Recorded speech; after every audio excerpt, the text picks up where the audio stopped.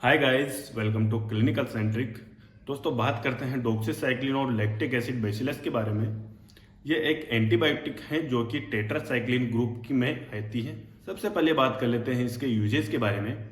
तो डॉक्सीसाइक्लिन एक एंटीबायोटिक है, तो ऑब्वियस सी बात है कि बैक्टीरियल इन्फेक्शंस को ठीक करने के लिए इसका यूज किया जाता है।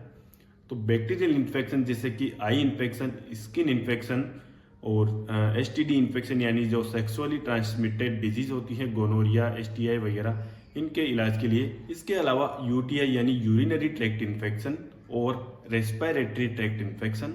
इसके अलावा एकने, बॉइल्स वगैरह होते हैं, जो फोड़े फुंसियाँ होती हैं चेहरे पर, कभी कभी फुंसियाँ होती हैं, हाथ पैरों में कहीं भी फुंसियाँ होती हैं, जो बॉइल्स होते हैं, उनके लिए भी सबसे बेस्ट दवा है ये। इसके अलावा डॉक्सीसाइक्लिन का यूज मलेरिया से प्रिवेंशन के लिए भी किया जाता है। ऐसे एरिया जिनमें मलेरिया ज़्यादा होता है उनमें डॉक्सीसाइक्लिन का यूज किया जाता है हेल्दी पीपल्स को देने के लिए, ताकि वो मलेरिया से बचे रहें। यानी कि प्रिवेंशन के लिए भी इसका यूज किया जाता है, मलेरिया से प्रिवेंशन के लिए। इसके अलावा रोसेसिया एक स्किन की बीमारी है, उसके लिए भी यूज किया जाता है। और एंथ्रेक्स और लाइम डिजीज, एंथ्रेक्स का नाम भी आपने सुना होगा, लाइम डिजीज के लिए भी इसका यूज किया जाता है। तो ऐसे बहुत सारे इन्फेक्शंस हैं, बैक्टीरियल इन्फेक्शन, जिनके लिए इस एंटीबायोटिक का यूज किया जाता है। बात कर लेते हैं इसके डोज के बारे में। तो ये आपको 100 mg और 200 mg डोजेज ऑप्शन में अवेलेबल हो जाती है। तो बेसिकली इसका यानी कि जो डॉक्सीसाइक्लिन है, इसको 100 mg पर डे दिया जाता है। अब और हम सब जानते हैं कि जो डोज होती है दवाइयों की, वो सीवियरिटी के आधार पर दी जाती है, यानी कितनी ज़्यादा बीमारी फैल रही है, कितना ज़्यादा इन्फेक्शन है और आदमी की एज क्या है, उसका वेट क्या है, उसके हिसाब से। कॉमनली ये 100 mg से 200 mg पर डे के हिसाब से दी जा सकती है, लेकिन ज़्यादातर कंडीशंस में इसे 100 mg पर डे दिया जाता है। जैसे एकने वगैरह के लिए, स्किन डिजीज के लिए, मलेरिया से प्रिवेंशन के लिए। आपको अगर कहीं भी ऐसी एरिया है जहां मलेरिया ज़्यादा फैलता है और आप वहां ट्रेवल कर रहे हैं, तो आपको 2 से 4 वीक पहले ही इस दवा को स्टार्ट कर दिया जाता है डॉक्टर्स के द्वारा। बात करें पीडियाट्रिक डोज की यानी बच्चों में डोज की, तो आपको इसे वेट के अनुसार दिया जाता है, यानी कि 2 mg पर kg के हिसाब से बच्चों को दिया जा सकते हैं। आप कैलकुलेट कर सकते हैं कितने केजी का बच्चा है, तो उसके हिसाब से आप डोज दे सकते हैं कितने mg देनी है। और सबसे ज़रूरी बात यह है कि जब भी ये दवा लें तो खूब सारा पानी पिए, क्योंकि ये गैस्ट्रिक यानी कि जो पेट की म्यूकोजा है उसको इरिटेट कर सकता है, इसलिए उसके इरिटेशन से बचने के लिए बहुत ज़्यादा पानी पीना चाहिए। बात कर लेते हैं इसके कॉन्ट्राइंडिकेशंस के बारे में, यानी किन किन अवस्थाओं में इसका यूज नहीं किया जाना चाहिए। तो ब्रेस्ट फीडिंग और प्रेगनेंसी में इसे अवॉइड किया जाता है, क्योंकि आपके फीटल को या जो बेबी है उसको हार्म कर सकता है, यानी नुकसान पहुंचा सकता है। स्पेशली जो प्रेग्नेंट लेडीज हैं उनमें सेकंड और थर्ड ट्राइमेस्टर में स्पेशली अवॉइड करना है। बिल्कुल भी इसका यूज ना करें, क्योंकि यह फीटस को बहुत ज़्यादा हार्मफुल कर सकता है।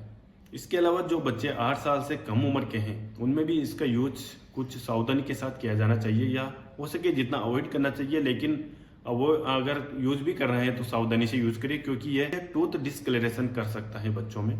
इसके अलावा जिन लोगों में लीवर डिजीज है उन लोगों में भी इसका यूज अवॉइड करें, क्योंकि ये लीवर डिसफंक्शन की बीमारी को और ज़्यादा खतरनाक कर सकती है। अब आगे बात कर लेते हैं इसके साइड इफेक्ट्स के बारे में।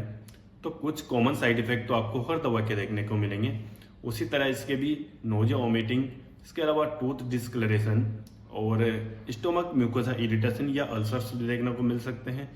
और अगर आपको इसके किसी भी कंपोनेंट से एलर्जी है तो आपको हाइपर सेंसिटिविटी भी देखने को मिल सकती है।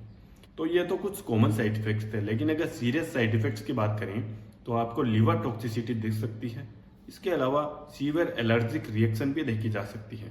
अब आगे बात कर लेते हैं लैक्टिक एसिड बेसिलस की, यानी जो इसके कॉम्बिनेशन दवा है, doxycycline plus lactic acid bacillus combination दवा है। तो इसमें लैक्टिक एसिड बेसिलस जो है वो एक प्रोबायोटिक है, जो हमारे गट फ्लोराज होते हैं उनके लिए बहुत ज़्यादा हेल्पफुल हैं।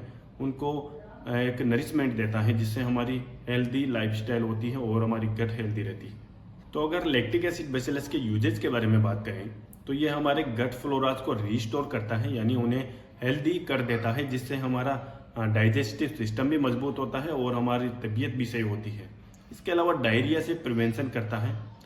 कई बार एंटीबायोटिक्स लेने के बाद, या जो ब्रॉड स्पेक्ट्रम एंटीबायोटिक होती है या फिर डॉक्सीसाइक्लिन जैसी हेवी एंटीबायोटिक्स होती हैं, उनके यूज के बाद आपको जो नॉर्मल फ्लोरा होते हैं वो इनएक्टिव हो जाते हैं या मर जाते हैं, तो डायरिया की कंडीशन देखी जा सकती है।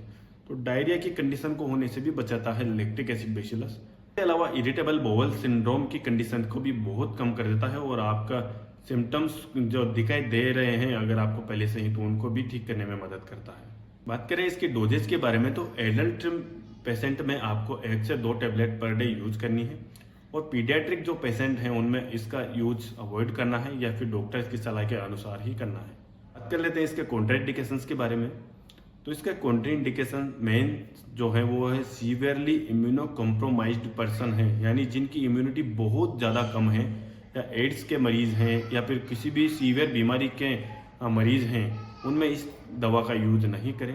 कुछ कॉमन साइड इफेक्ट्स के बारे में बात कर लेते हैं। तो कुछ कॉमन साइड इफेक्ट्स सभी के दिखाई देते हैं, जैसे नोजिया, वोमिटिंग। इसके अलावा जीआई डिस्टर्बेंस, यानी कि पेट में कुछ गड़बड़ देखने को मिलती है, जैसे हमारा पेट खराब होता है, कई बार ऐसी दिक्कत देखने को मिल सकती है।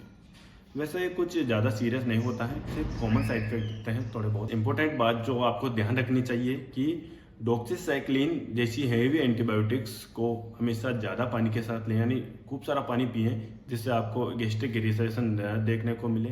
इसके अलावा डॉक्सीसाइक्लिन जैसी हैवी एंटीबायोटिक आपके गट फ्लोरा को डिस्टर्ब कर देती है या नष्ट कर देती है, तो उनको वापस रिस्टोर करने के लिए लैक्टिक एसिड बेसिलस जरूरी है। तो जिन दवाओं में कॉम्बिनेशन में आती है लैक्टिक एसिड बेसिलस, वो तो बहुत अच्छी बात है। अगर नहीं आती है तो आपको अलग से लेनी पड़ेगी। लैक्टिक एसिड बेसिलस जरूरी है आपके गट फ्लोरा को नरिशमेंट के लिए। तो गाइस, ये थी डॉक्सीसाइक्लिन और लैक्टिक एसिड बेसिलस के बारे में जानकारी। अगर आपको अच्छी लगी है तो वीडियो को लाइक जरूर करें, चैनल को सब्सक्राइब कर ले और बेल आइकन को ऑन कर ले, ताकि आने वाली वीडियोस की अपडेट आपको टाइम से मिल जाए। मिलता है नेक्स्ट वीडियो में, तब तक के लिए धन्यवाद दोस्तों।